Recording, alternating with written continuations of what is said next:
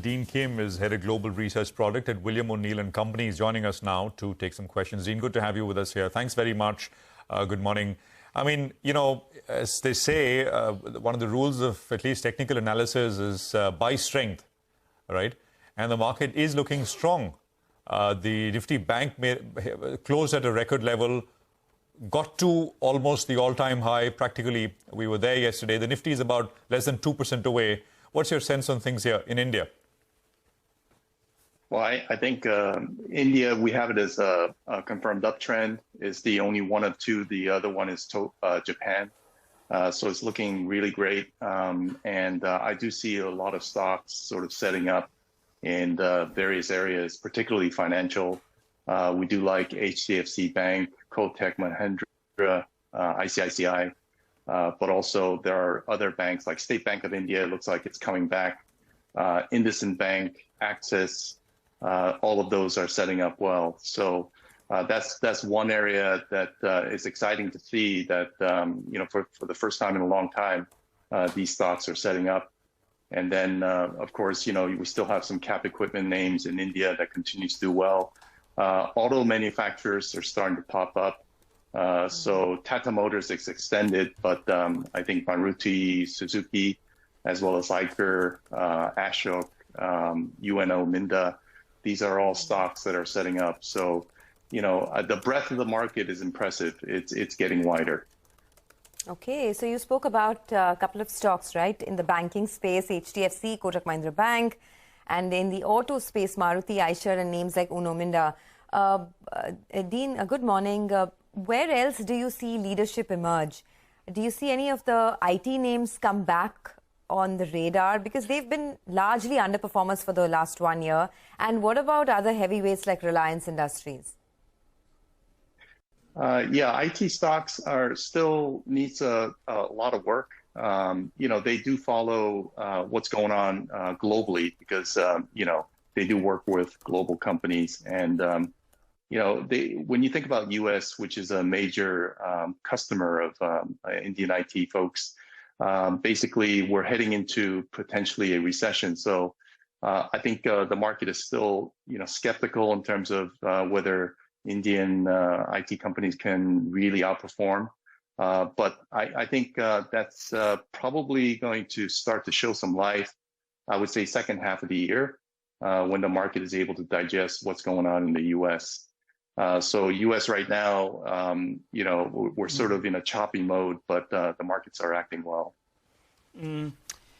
Hi, Dean. Good morning. You know, you track the S&P 500 rather closely as well. What are the levels you're looking out there? You know, I have an interesting data point that I was reading online overnight, and that's, you know, stripped of AI-related stocks, the S&P 500 actually would be down, you know, it'd be around the 3,800 odd mark instead of the 4,100 odd mark. So how are you seeing that index shape up? Because, you know, you had mentioned in the past it was getting closer to resistance zone. Yeah, you're right. I mean, the market is constructive at the moment because it is trading above moving averages. But what we do worry about is the breadth. So currently only 34% of New York Stock Exchange stocks are trading above 150-day moving average. So we do need to see breadth of the market improve before we can call it a trending market. The other problem we have is large cap continues to do a lot better than small cap stocks. So we have yet to see improvements in small cap stocks, particularly for regional banks, which continues to run to heavy resistance. But, you know, we are seeing some pockets of stocks that are performing well in technology, retail, consumer staples, while consumer cyclical, basic material, financials, and energy are lagging. So breadth is definitely a concern. In the meantime, you know, we want to see both S&P and NASDAQ continue to hold above short-term moving averages. Now, if they do correct and they fall below 50-day moving average, that's when we're going to start to be worried because now you're introducing, you know, further resistance up, you know, above you. So I think it's critical for both indices to, you know, trade above 50-day moving average. And on the S&P 500, that would be? Yeah, so S&P, the next support is 50-day moving average, which is 2% away. Resistance is at around 4,200, which is a recent high in April. Nigel, you know, which are the biggest AI stocks, right? We talk about, and it's crazy. It is Facebook, Apple, Amazon, Google. I mean, you'd think there'd be some, you know, smaller companies we've never heard of, right?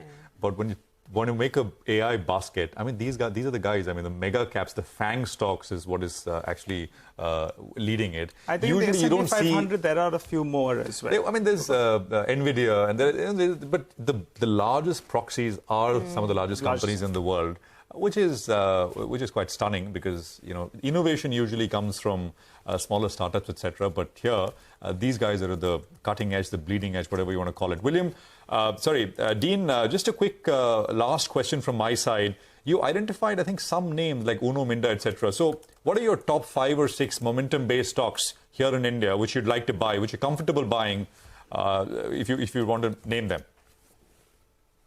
Yeah, I think I like the banks. I think HDFC Bank is always a solid company. And then I would say Apollo Tires, that one is breaking out. Bharat Electronics, and you know, I would say something like Sarah Sanitary Ware. That's sort of in the consumer space. We haven't seen a lot of stocks coming up in consumer, but that one looks like it's breaking out. All right. Can you leave us with one target on the Nifty? What is your year-end target looking like now that, you know, the momentum has kicked in big time? And where do you see the floor for the market now? For support, I look at the Sensex, and obviously the next support is the 10-day moving average, which is only 1% away, and then you have the rising 21-day moving average. So I would look at those as support levels. You know, in terms of upside, that's really difficult to tell because we as a firm at William O'Neill, we're not in the habit of forecasting markets or levels, but I would say, you know, right now there's very little resistance.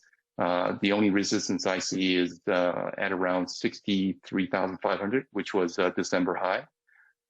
And if the index can break above that, then you have no resistance. So, you know, the only thing I do worry about is, you know, it seems like China data just came out and they're coming in below expectations in terms of, you know, industrial demand as well as retail sales. So that could have some impact for rest of the global markets. But, you know, in general, it's good to see Chinese markets sort of trying to get above the 200-day moving average. We'll see in the next couple of trading sessions, but I would look at that as a cue in terms of what may unfold for the rest of the globe. Okay, Dean, thank you for stopping by and speaking with CNBC TV18. Always appreciate your thoughts, especially when, you know, the market momentum is looking good. And that's something that perhaps can continue. That's the word coming in from William O'Neill.